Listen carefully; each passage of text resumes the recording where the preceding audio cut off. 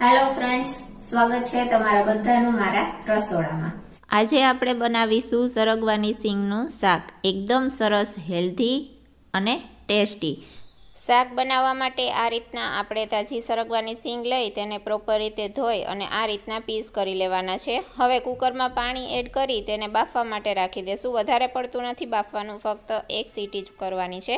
આ રીતના બફાઈ જાય એ પછી આપણે મોરા ગાંઠિયા લીધા છે, માંડવીના બી લીધા છે, તેને આપણે મિક્સી જારમાં ક્રશ કરી લેશું। અને ડુંગળી અને ટમેટાં છે તે ઝીણા સમારી લીધા છે। આદુ મરચાં લસણ પણ ઝીણા સમારીને લીધા છે।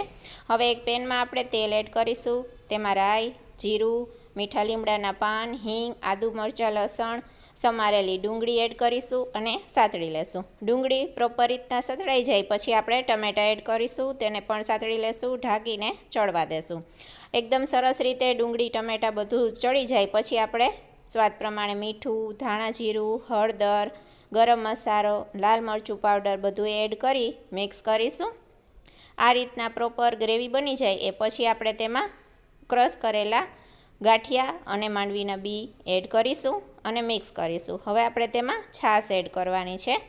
છાશ એડ કરી મિક્સ કરવાનું, થોડું પાણી એડ કરીશું અને એકદમ સરસ ઘટ ગ્રેવી બની જાય એ પછી આપણે તેની અંદર બાફેલી સરગવાની સિંગ એડ કરીશું, મિક્સ કરીશું અને ઢાંકીને પ્રોપર રીતના શાકને ચડવા દેવાનું છે।